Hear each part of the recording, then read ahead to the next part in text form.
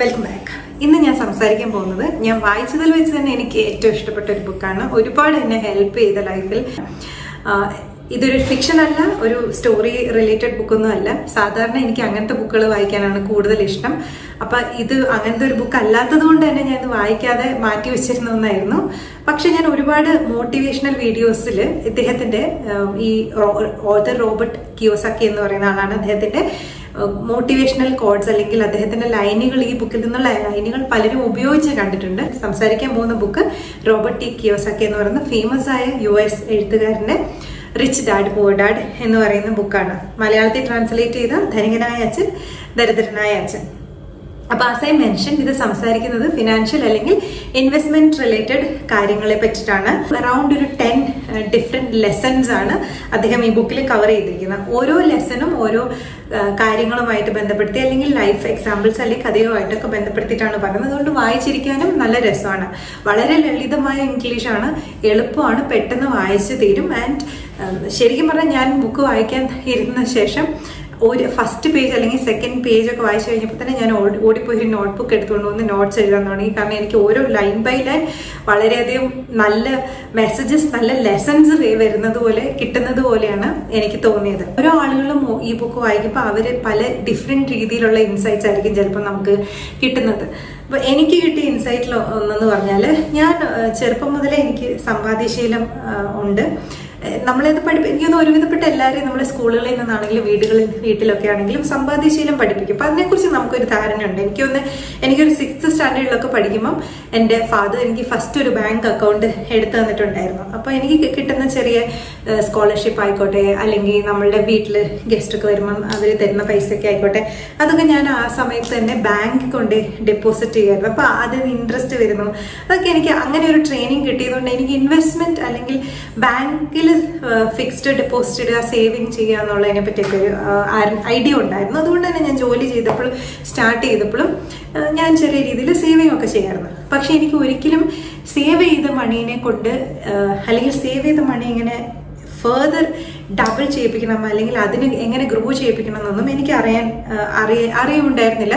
അതുപോലെ തന്നെ ഇങ്ങനത്തെ ഇൻവെസ്റ്റ്മെന്റ് സ്കീംസ് ഒക്കെ പലതും പറ്റിക്കുന്ന ഒരുപാട് സ്കീമൊക്കെ ഉള്ളതുകൊണ്ട് തന്നെ അതിലത്രയും ഞാൻ ശ്രദ്ധയും കൊടുത്തിട്ടുണ്ടായിരുന്നില്ല. ട്രഡീഷണൽ ഇൻവെസ്റ്റ്മെന്റ് മെത്തേഡ്സ്, അതായത് ഫിക്സ്ഡ് ഡെപ്പോസിറ്റ് അല്ലെങ്കിൽ നമ്മൾ ഹോം ലോൺ എടുക്കുക, ഇത് റീപേ ചെയ്യുക, അങ്ങനെയൊക്കെയുള്ള രീതിയിലുള്ള ഒരു അസറ്റ് ബിൽഡിംഗ് മാത്രമേ എനിക്ക് അറിയത്തുണ്ടായിരുന്നുള്ളൂ. അതിൽ ഞാൻ ഫോക്കസ് ചെയ്തിട്ടുണ്ടായിരുന്നുള്ളൂ.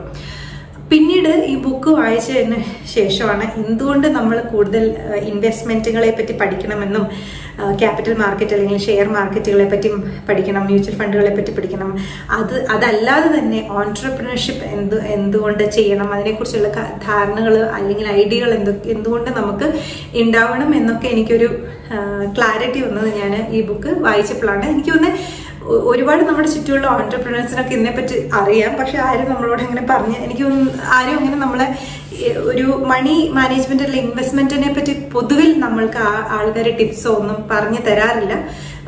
ഇപ്പം നമുക്ക് ഒരുപാട് വീഡിയോസും ക്ലാസ്സസും ഒക്കെ യൂട്യൂബിൽ അവൈലബിൾ ആണ്.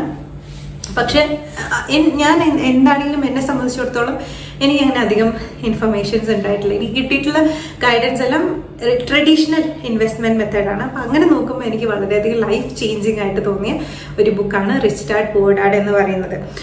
അപ്പൊ ഇതിനകത്ത് റിച്ച് ഡാഡ്, അതായത് ധനികനായ അച്ഛൻ എന്ന് പറയുന്നത് നമ്മളുടെ റോബർട്ടിന്റെ ഫ്രണ്ട് മൈക്ക് എന്ന് പറയുന്ന ആളുടെ അച്ഛനാണ്.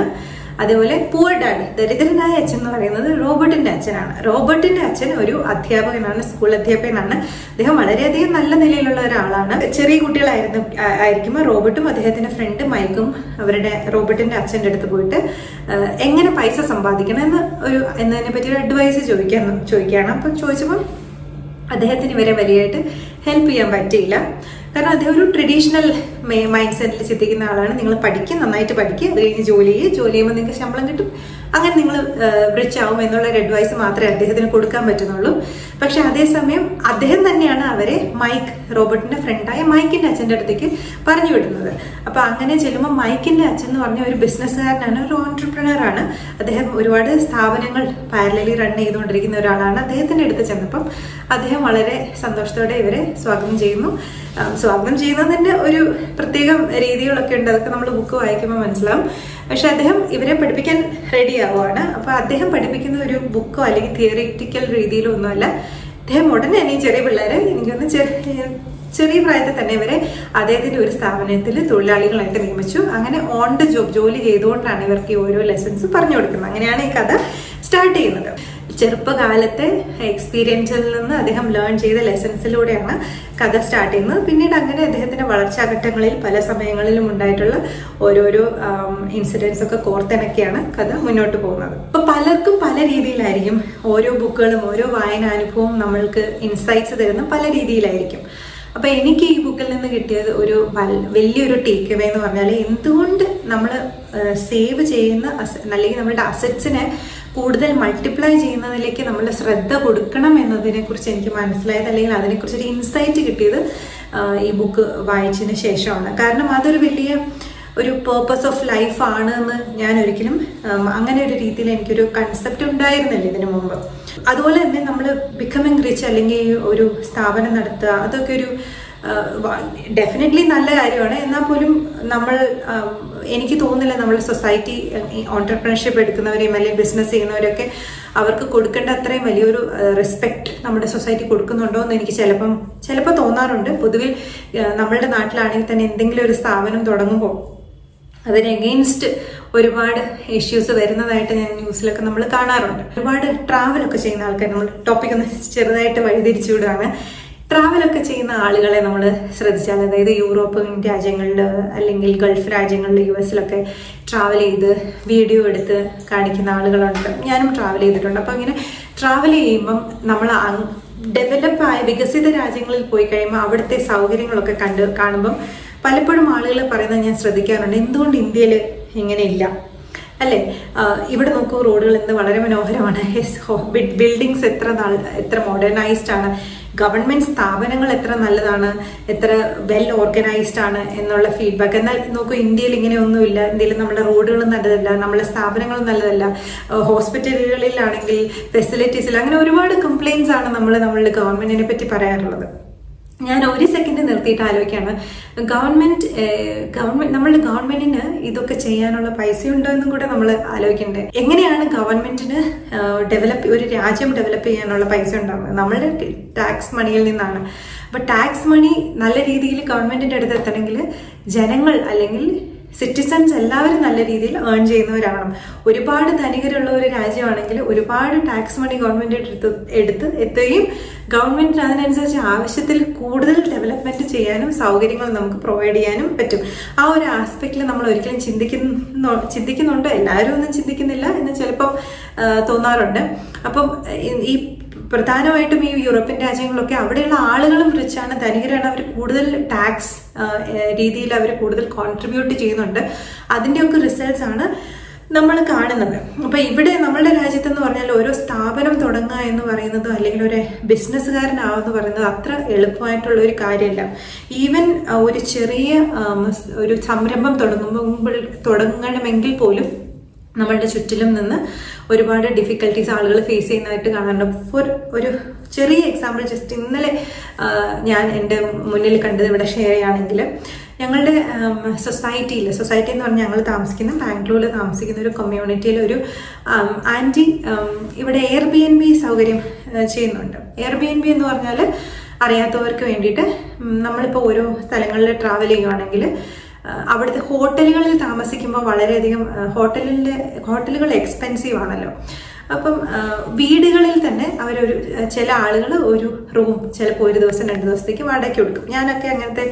ഞങ്ങൾ യൂറോപ്പിലൊക്കെ ട്രാവൽ ചെയ്തപ്പോൾ അങ്ങനത്തെ സൗകര്യങ്ങൾ യൂസ് ചെയ്തിട്ടുള്ള ആൾക്കാരാണ്. അപ്പം അതിൻ്റെതായ പ്രോസസ്സ് ഉണ്ട്. നമുക്ക് വിശ്വസിക്കാവുന്ന ആളുകളുടെ അല്ലെങ്കിൽ മറ്റ് നല്ല ആളുകളുടെ റിവ്യൂ ഉള്ള ആളുകളെ നോക്കിയിട്ട് നമുക്ക് അവരുടെ വീടുകളിൽ നമുക്ക് സെലക്ട് ചെയ്ത് താമസിക്കാം. അങ്ങനെ സേഫ്റ്റി ഒക്കെ ഉള്ള ഒരു ഓൺലൈൻ പ്ലാറ്റ്ഫോമാണ് Airbnb എന്ന് പറയുന്നത്. അപ്പം ബേസിക്കലി നമ്മൾ ഇത്ര ചെയ്യേണ്ടിയുള്ളൂ, നമ്മളുടെ വീട്ടിൽ നമുക്കൊരു മുറി സ്പെയർ ആയിട്ട് അല്ലെങ്കിൽ ഒരു മുറി ഫ്രീ ആയിട്ടുണ്ടെങ്കിൽ നമുക്ക് അത് 1 ദിവസത്തേക്കോ അല്ലെങ്കിൽ 2 ദിവസത്തേക്കോ വേണമെങ്കിൽ ആളുകൾക്ക് റെന്റിന് കൊടുക്കാം. അപ്പം ആളുകൾ ഇപ്പം കേരളത്തിൽ നിന്ന് ബാംഗ്ലൂരിൽ ഒരു മെഡിക്കൽ ടെസ്റ്റിനോ അങ്ങനെ എന്തെങ്കിലും വന്ന് 1-2 ദിവസം തങ്ങേണ്ട ആളുകളാണെങ്കിൽ അവർക്ക് ഹോട്ടലിൽ ഒരു 10,000 രൂപ കൊടുത്ത് സ്റ്റേ ചെയ്യുന്നതിന് പകരം ഇങ്ങനത്തെ വീടുകളിൽ ഒരു മുറി ബുക്ക് ചെയ്താൽ 1 ദിവസം അല്ലെങ്കിൽ 2 ദിവസം താമസിക്കാം. ചിലപ്പോൾ 1000-2000 രൂപയിൽ അവർക്ക് താമസിച്ച് ചിലവ് ചുരുക്കി അവരുടെ കാര്യങ്ങൾ നടത്തി പോവാം. അപ്പം അങ്ങനെയുള്ളൊരു പ്ലാറ്റ്ഫോമാണ് എയർബിഎൻബി എന്ന് പറയുന്നത്. ഒരുപാട് ലോകത്തിലുടനീളം തന്നെ ഒരുപാട് ആൾക്കാർ ഈ ഒരു സൗകര്യം ഉപയോഗിക്കുന്നവരുമുണ്ട്. ഈ സൗകര്യം ചെയ്തു കൊടുക്കുന്നത് മൂലം അത്യാവശ്യം ഒരു റെഗുലർ ഇൻകം, ഒരു വരുമാനം കിട്ടുന്ന ആളുകളും ഉണ്ട്. അപ്പോൾ ഈയിടെ ഞങ്ങളുടെ സൊസൈറ്റിയിൽ ഒരു പ്രായമായ ആൻറ്റി ഇങ്ങനത്തെ ഒരു സ്ഥാപനം അവരുടെ വീട്ടിൻ്റെ ഒരു മുറി ഇതേപോലെ റെന്റിന് കൊടുക്കാൻ വേണ്ടി ആരംഭിച്ചപ്പം 1-2 ആളുകൾ അവരെ അതിനെ എതിർക്കുന്ന രീതിയിൽ സംസാരിക്കുന്നുണ്ട്. അവർക്ക് അവരുടേതായ കൺസേൺസ് ഉണ്ടാവും. എന്ന് വെച്ചാൽ നമ്മളുടെ കോമൺ ഫെസിലിറ്റീസ് ഉപയോഗിച്ച് ഒരു ബിസിനസ് കൊമേഴ്ഷ്യൽ സ്ഥാപനം നടത്തുന്നതാണ്, അത് നമ്മൾ അനുവദിക്കാമോ എന്ന രീതിയിലൊക്കെയുള്ള സംസാരം ഞാൻ കേട്ടു, കാണാനിടയായി. അപ്പം ഞാൻ ആലോചിക്കുകയാണ്, നമ്മൾ അവർക്കൊരു ഇൻകം കിട്ടുന്ന കാര്യമാണ്, അവരത് ജനറേറ്റ് ചെയ്യുന്നു. ഓരോ ആളുകളും ഇതുപോലെ ഇൻകം കിട്ടുന്ന ഓരോരോ സംരംഭങ്ങൾ തുടങ്ങുന്നു, അവർ ഇൻകം ജനറേറ്റ് ചെയ്യുന്നു. അവർ ജനറേറ്റ് ചെയ്യുന്നതിൻ്റെ ഒരു ഭാഗം നമ്മൾ ഗവൺമെന്റിലോട്ട് എത്തുമ്പോൾ, നമ്മളുടെ ഗവൺമെന്റിന് ടാക്സ് ഇനത്തിൽ എത്തുമ്പോൾ നമ്മളുടെ ഗവൺമെന്റിന് അത് കൂടുതൽ ഹെൽപ്ഫുൾ ആവുകയാണ്. അത് പിന്നീട് നമ്മളുടെ നാടിന് കൂടുതൽ ഹെൽപ്ഫുൾ ആവുകയാണ്. അതുപോലെ തന്നെ നമ്മൾ എന്തെങ്കിലുമൊക്കെ ഒരു ബിസിനസ് സ്ഥാപനം തുടങ്ങുമ്പോൾ ഉടനെ തന്നെ അതിന് അഗേൻസ്റ്റ് സമരവും പ്രശ്നങ്ങളും ഒക്കെ ആയിട്ട് വരുന്നതും നമ്മൾ പൊതുവിൽ കാണാറുണ്ട്. ഓരോ സ്ഥാപനവും ഒരാളുകൾ തുടങ്ങാന്ന് പറഞ്ഞാൽ അവർ ലൈഫിൽ ഹാർഡ് ഏൺ ചെയ്ത് മണി ഇൻവെസ്റ്റ് ചെയ്തിട്ടായിരിക്കും നമുക്ക് ഒരു സ്ഥാപനം തുടങ്ങുക എന്ന് പറയുന്നത്. അപ്പം അതിനെതിരെ നമ്മൾ സമരം ചെയ്യുക എന്നൊക്കെ പറയുമ്പം അങ്ങനെ ഒരു സ്ഥാപനം പിന്നീട് തുടങ്ങാൻ പോലും പലർക്കും മടി വരുന്ന സാഹചര്യങ്ങൾ സൃഷ്ടിക്കും. അതേപോലെ തന്നെ വേറൊരു എക്സാമ്പിൾ ഞാൻ പറയാൻ ഉദ്ദേശിക്കുകയാണല്ലോ, ഞാൻ വളരെ ചെറുപ്പത്തിൽ 18 ഇയറിൽ ഞാൻ ജോലി ചെയ്ത് സ്റ്റാർട്ട് ചെയ്തതാണ്. അപ്പം ഞാൻ കേരളത്തിൽ നിന്ന് വെളിയിൽ പോയിട്ട് പൂനെയിൽ നിന്നിട്ടാണ് ജോലി ചെയ്തിട്ടുണ്ടായിരുന്നത്. അപ്പം ഞാൻ ജോലി ചെയ്യുമ്പോൾ എൻ്റെ കൂടെ പൂനെയിൽ നിന്ന് തന്നെയുള്ള ലോക്കൽ കുട്ടികളും നാട്ടുകാരായ കുട്ടികളും എൻ്റെ കൂടെ ജോലി ചെയ്യുന്നുണ്ടായിരുന്നു. അപ്പം ഞാൻ ജോലി ചെയ്ത് എനിക്ക് മാസം കിട്ടുന്ന ശമ്പളത്തിൽ എനിക്കൊന്ന് ഓൾമോസ്റ്റ് മൊത്തം എൻ്റെ ശമ്പളവും എൻ്റെ വാടകയും എൻ്റെ ഫുഡും ചിലവുകളും ഒക്കെ ആയിട്ട് തീർന്നു പോവുമായിരുന്നു. അതേസമയം എൻ്റെ കൂടെ അവിടെ നിന്ന് തന്നെ വരുന്ന അവിടുത്തെ ലോക്കലൈറ്റ് ആയിട്ടുള്ള ആളുകൾ അവർക്ക് അവരുടെ സാലറിയുടെ ഒരു 10% മാത്രം അവർക്ക് പോയി വരാനുള്ള പൈസ മാത്രമേ അവർക്ക് ചിലവാകാറുണ്ട്. അപ്പം ഞാൻ ആലോചിക്കാറുണ്ടായിരുന്നു, ഇവർ എത്ര ലക്കിയാണ്, ഇവർ രാവിലെ എഴുന്നേറ്റ് ഇവരുടെ സ്വന്തം വീട്ടിൽ നിന്നും ഇവർക്ക് ഇതുപോലെ ഒരു സ്ഥാപനത്തിൽ ഒരു IT കമ്പനിയിലോട്ട് ജോലി ചെയ്യാൻ വേണ്ടി വരാൻ പറ്റുന്നുണ്ടായിരുന്നില്ലേന്ന്. അപ്പം ഓരോ ആളുകളും, ഞാൻ പറഞ്ഞ ഓൺട്രപ്രണേഴ്സായ ഓരോ ആളുകളും ചെറിയ ചെറിയ സ്ഥാപനങ്ങൾ നമ്മളുടെ ചുറ്റും സ്ഥാപിക്കുകയും അത് നടത്തിക്കൊണ്ടു പോവുകയും ചെയ്യുന്ന പറഞ്ഞാൽ ഒന്നല്ലെങ്കിൽ മറ്റൊരാൾക്ക് ജോലി സാധ്യതയും കൂടിയാണ് അതിൽ നിന്ന് തുറന്നു കിട്ടുന്ന ഒരു വളരെ വലിയ ഇൻസൈറ്റ് ഉണ്ട്. അപ്പം ബിസിനസ്മാൻമാര്, ഓൺട്രപ്രണേഴ്സ് അവരൊക്കെ വളരെയധികം നല്ല കാര്യങ്ങളാണ് നമ്മുടെ സൊസൈറ്റി ചെയ്യുന്നവരൊക്കെ റെസ്പെക്ട് ചെയ്യേണ്ടതാണ്. മാത്രമല്ല നമ്മളെല്ലാവരും ആ രീതിയിൽ ചിന്തിക്കേണ്ടതിൻ്റെ ആവശ്യകതയൊക്കെ ഈ ബുക്കിൽ നമുക്ക് പറഞ്ഞു തരുന്നുണ്ട്. എനിക്ക് മനസ്സിലായ വേറൊരു മേജർ സ്റ്റാർട്ടിങ് തന്നെ ഈ ഒരു ലെസൺ പറഞ്ഞിട്ടാണ് അദ്ദേഹം തുടങ്ങുന്നത്. Rich people don't work for money, അതായത് ധനികരായ ആൾക്കാർ പൈസയ്ക്ക് വേണ്ടിയിട്ടല്ല ജോലി ചെയ്യുന്നതെന്ന് പറയുന്ന ഒരു കാര്യം പറഞ്ഞിട്ടാണ് അദ്ദേഹം തുടങ്ങുന്നത്. അതിൻ്റെ കാര്യം എന്താണെന്ന് വെച്ചാൽ, പലപ്പോഴും നമ്മളെല്ലാവരും മാസത്തിൽ നമുക്ക് കിട്ടുന്ന ശമ്പളത്തിന് വേണ്ടി മാത്രം ജോലി ചെയ്യുന്നത്. എന്നാൽ റിച്ചായ ആൾക്കാരെ ആ പോകുന്ന ജോലിയിൽ നിന്നും എന്താണ് പഠിക്കാൻ പറ്റുന്നത് എന്ന ഒരു ആസ്പെക്റ്റിലാണ് അവർ ജോലി ചെയ്യുന്നത്.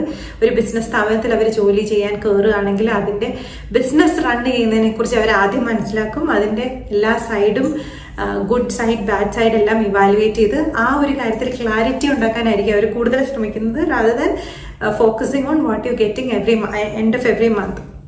അതുപോലെ ഒരുപാട് കാര്യങ്ങളുണ്ട്. എന്തുകൊണ്ട് ചൈൽഡ്ഹുഡിൽ തന്നെ നമുക്ക് ഒരു ഫിനാൻഷ്യൽ അല്ലെങ്കിൽ മണി മാനേജ്മെന്റ് റിലേറ്റഡ് ട്രെയിനിങ്സ് അല്ലെങ്കിൽ ടിപ്സ് ഒക്കെ എങ്ങനെ കുട്ടികൾക്ക് പഠിപ്പിച്ചു കൊടുക്കണം, അങ്ങനത്തെ റിലേറ്റഡ് ആയ കാര്യങ്ങളും ബുക്ക് സംസാരിക്കുന്നുണ്ട്.